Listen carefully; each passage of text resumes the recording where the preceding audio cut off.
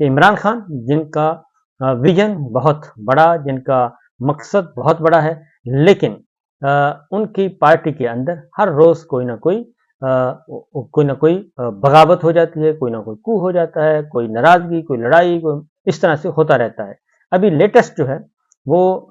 حماد اظہر صاحب نے استعفیٰ دیا ہے اور انتہائی قابل اعتماد سمجھے جاتے ہیں عمران خان صاحب کے، اور بہت عرصے سے روپوش خیبر پختونخوا میں موجود تھے، پچھلے دنوں نظر بھی آئے، اور پھر 13 اگست کی شام وہ ریلی میں بھی نظر آئے لاہور کی سڑکوں پہ، اور وہ اور شوکت بسرا صاحب۔ لیکن کل انہوں نے اچانک استعفیٰ دے دیا اور انہوں نے کہا کہ بدقسمتی سے میری عمران خان صاحب تک رسائی نہیں ہے، میں نے پریس کانفرنس نہیں کی، نہ ہی کوئی ڈیل کی ہے، اور نہ ہی کوئی ڈیل کی ہے، اور میری نقل و حرکت پر بھی بہت سختی ہے، اور میں اڈیالہ نہیں جا سکتا۔ پنجاب کی تنظیم میں بہت سارے ایسے فیصلے ہوئے جن پر نہ تو میری رائے شامل تھی اور نہ ہی ضد، ان میں اکثر فیصلے ایسے بھی تھے جن پر میرٹ کی بجائے لابنگ اور عمران خان تک محدود رسائی اور یک طرفہ معلومات پہنچائی گئیں۔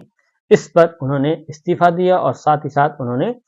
چودھری اصغر جو ہیں ان کا بھی دفاع کیا، چودھری اصغر گجر کا، لاہور کے صدر، ان کا بھی دفاع کیا، اور انہوں نے کہا کہ ان کی مرضی کے بغیر ان کو بھی ہٹا دیا گیا۔ اس ساری صورتحال میں انہوں نے کہا کہ میرے قلم سے یا میری پنجاب کی صدارت کے دوران میرے لیے یہ ممکن نہیں کہ میں میرٹ کو پامال کروں، اور وہ لوگ جو پرفارم بھی کر رہے ہیں اور قربانیاں بھی دے رہے ہیں ان کو صرف اس لیے ڈی نوٹیفائی کر دوں کہ ان کی آواز خان صاحب تک پہنچ نہیں سکتی۔ اس لیے جناب انہوں نے اس بات سے مکمل طور پر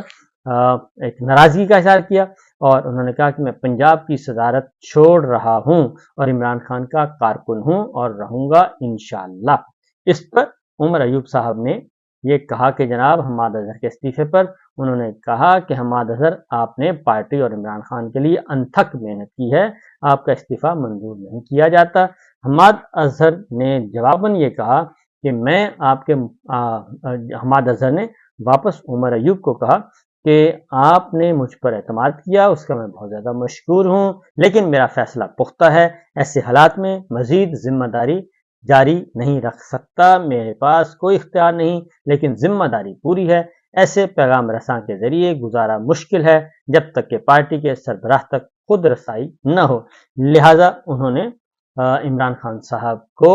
انہوں نے کہا کہ عمران خان صاحب جب ملاقات ہوگی تو تب بات ہوگی، اس سے پہلے میرا کوئی امکان نہیں ہے کوئی بات چیت کرنے کا۔ تو یہ تو ہے عمران خان صاحب کی پارٹی کے اندر کے معاملات۔ اب دیکھتے ہیں کہ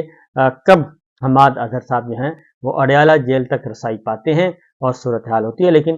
بدقسمتی سے ایسا ہونا نہیں چاہیے، کیونکہ عمران خان ایک بہت قداور شخصیت اور سب سے مقبول اور لیڈر ہیں اس وقت، اور بہت زیادہ بڑی لڑائی لڑ رہے ہیں، لیکن ان کی عدم موجودگی میں، ان کی جیل میں ہوتے ہوئے اس طریقے سے جو پارٹی لیڈر ہیں وہ آپس میں اس طریقے سے لڑیں تو اس قومی کاز کو جو کہ عمران خان کر رہے ہیں بڑا نقصان پہنچ سکتا ہے اور پہنچے گا۔ بہرحال دیکھتے ہیں کیا نتیجہ نکلتا ہے۔ آگے بڑھتے ہیں بڑی خبر کی طرف، کیونکہ یہ تو میں سمجھتا ہوں کہ اتنی بڑی خبر نہیں تھی، لیکن پھر بھی جو پارٹی کے اندر چل رہا ہے اس کا بھی آپ کو خبر تک پہنچانی ہوتی ہے، کیونکہ پی ٹی آئی کے اس وقت سب سے بڑی جماعت ہے اور پوری دنیا کی نظریں پی ٹی آئی پر لگی ہوئی ہیں۔ اب آتے ہیں جناب ایک اور خبر کی طرف، اور وہ ہے جنرل فیض حمید کی گرفتاری، اور اس کے بعد پھر ڈپٹی سپرنٹینڈنٹ جیل کی سابق اکرم صاحب کی گرفتاری، اس کے بعد پھر اسسٹنٹ کی گرفتاری، پھر 2-4 اور ریٹائرڈ افسر پکڑ لیے۔ اب کیونکہ سارا معاملہ ہے عمران خان کو توڑنے کا، ان کے اعصاب توڑنے کا، ان کی نفسیاتی حملہ کرنے کا، وہ کوئی فرق نہیں پڑ رہا۔ اب یہ کیا گیا ہے کہ اڈیالہ جیل میں جو ہے وہ عمران خان کی جو سیکورٹی ہے، اور عمران خان صاحب کے سیل کی جس کال کوٹھڑی میں ان کو ڈالا گیا ہے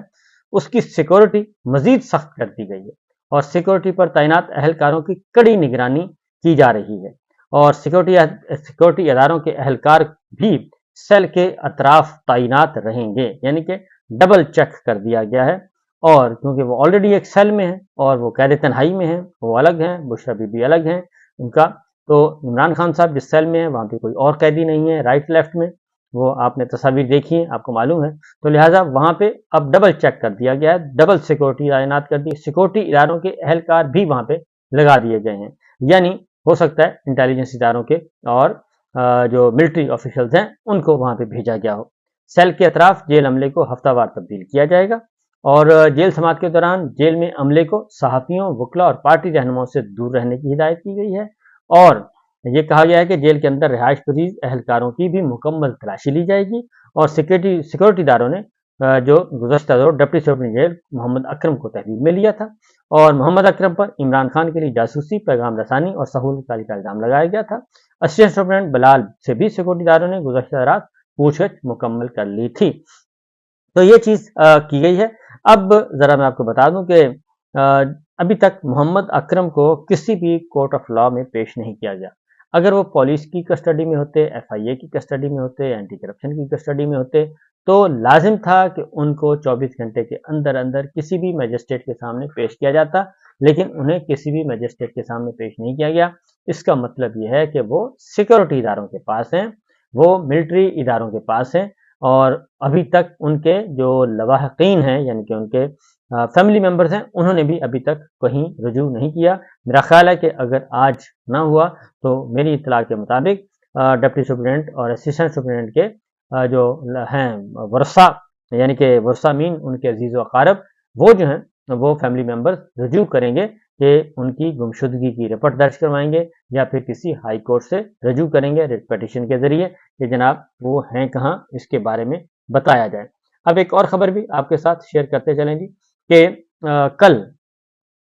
बुशरा बीबी से 9 मई के 12 मुकदमात की तफ्तीश दोबारा शुरू कर दी गई और पुलिस की 6 रुकनी टीम जो है तफ्तीशी टीम अडयाला जेल पहुंची और तफ्तीशी टीम की सरबराही एसपी सलीम फैसल ने की और तफ्तीशी में एक खातून डीएसपी फौजिया भी शामिल थी और इस टीम ने बुशरा बीबी से 9 मई के मुकदमात के बारे में तफ्तीश की और इसके साथ साथ 12 अगस्त को अदालत ने बुशरा बीबी की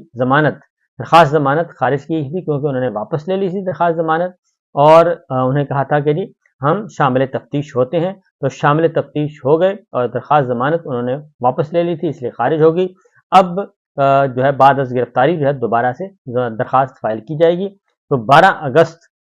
को ये आखिरी समाअत हुई थी और कल फिर समाअत हुई। इस तरीके से ये कल तफ्तीश होती रही, लेकिन आपको मालूम है कि 9 मई के मुकदमात बिल्कुल एक शैतान की आंत की तरह फैलते जा रहे हैं और जब चाहें जिसको चाहें उसमें डाल दिया जाता है, वो खाली रखे हुए हैं सफ़ात। तो इसलिए दूसरी जानब इमरान खान साहब की समाअत भी हुई थी कल, इमरान खान की और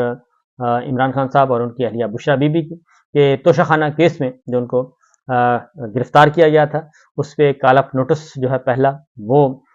उस पर अदालत मुतमईन नहीं हो सकी और साथ साथ गिरफ्तारी के खिलाफ दरखास्तों पर समाअत के दौरान जस्टिस बाबर सत्तार साहब ने कहा कि जेल में कैद है मुलज़िम और उनका शामिल तफ्तीश ना होना ये एक हैरानकुन बात है। और फिर आगे जो सलमान सफदर साहब पेश थे, सलमान सफदर साहब और वो पेश हुए जी और समाअत के आगाज़ पर ही सलमान सफदर साहब ने ये कहा कि हमारी 3 दरखास्तों को यकजा कर दिया गया है और नैब ने कॉल नोटिस भेजा तो हमने हाई कोर्ट में चैलेंज कर दिया। दरखास्तों में से एक पर 8 मार्च को आखिरी बार समाअत हुई और उसके बाद कुछ नहीं हुआ, यानी कि मार्च में समाअत हुई, अप्रैल, मई, जून, जुलाई और अब अगस्त आ चुका है, इस दौरान समाअत ही नहीं हुई। और ये वही है जो चीफ जस्टिस आमिर फारूक साहब ने इसको बहुत डिले किया हुआ था, तो इन्होंने अब जल्दी लगा दिया है। बाकी मोहसिन कैनी साहब वगैरह ने, जस्टिस कैनी साहब ने, तो उन्होंने कहा कि तलबी के नोटिस के बाद दरखास्त ज़मानत दायर कर दी गई, नैब कॉलअप नोटिस के अलावा कुछ भी फराहम नहीं किया गया। अदालत ने पूछा कि आपको सिर्फ एक ही कॉलअप नोटिस इशू हुआ था तो मिला था, तो सलमान साहब ने बताया कि हमें सिर्फ एक कॉलअप नोटिस मिला था और इसमें भी कुछ वाज़ेह नहीं था। इस पर नैब के प्रोसिक्यूटर ने कहा कि हमने याद दहानी के लिए दूसरा नोटिस भी इशू किया था। इमरान खान और बुशरा बीबी ने शामिल तफ्तीश जो है में ताउन नहीं किया, तफ्तीश में शामिल नहीं हुए और जेल में सुप्रीटेंडेंट ने बताया कि इमरान खान ने नैब पेशी से इनकार कर दिया है, जबकि उन्होंने ये कहा था इमरान खान साहब ने कि मैं वकला की मौजूदगी में आपसे बात करूंगा, पहले मेरे वकला से बात करवाई जाए फिर मैं इस पर कोई गुफ्तगू करूंगा, लेकिन वकला तक रसाई नहीं दी गई थी। जस्टिस बाबर सत्तार ने कहा कि जेल में कैदी एक शख्स कैसे तफ्तीश ज्वाइन करने से इनकार कर सकता है? क्या नैब तमाम 26 दिन के रिमांड में अडयाला जेल तफ्तीश के लिए जाता रहा? जस्टिस मियां गुल हसन औरंगजेब ने दरियाफ्त किया कि नैब के वारंट 13 जुलाई की जादुई तारीख को क्यों जारी हुए और अगर, क्योंकि यही असल मसला है, उन्होंने कहा कि जस्टिस मियां गुल हसन औरंगजेब ने कहा कि वजह यह है कि नैब गिरफ्तार ना करता तो इमरान खान जेल से बाहर आ जाते اور نیب کے کئی کال اپ نوٹسز تو ایسے ہیں جن پر ہم نے گرفتاری سے روکا ہے۔ تو نیب کا پہلا کال اپ نوٹس تو درست نہیں ہوا۔ دوسرا ہمیں دکھا دیں، آپ نیب کے مبہم کال اپ نوٹس پر گرفتاری کا جواز کیسے پیش کر دیں گے؟ یہ عدالت آج ہی گرفتاری کو غیر قانونی قرار دے سکتی ہے۔ اور کیا نیب نے توشہ خانہ کے دیگر تحائف پر بھی کسی کے خلاف انکوائری کی ہے؟ اور اصل سوال تو یہی ہے کہ کیا کابینہ ڈویژن کی فہرست کے مطابق کسی ایک شخص نے بھی تحفہ توشہ خانہ میں جمع کرایا ہے؟ اور نیب نے اپنی نیک نیتی ثابت کرنی ہے کہ وہ استعمال نہیں ہو رہے، اور نیب نے یہ ثابت کرنا ہے کہ وہ آزادانہ کارروائی کر رہے ہیں۔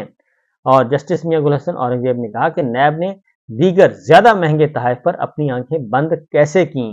اور نیب نے صرف یہ کیسے پک کر لیا ہے؟ کیا نیب نے سیکرٹری کابینہ کے کردار کا تعین کیا ہے؟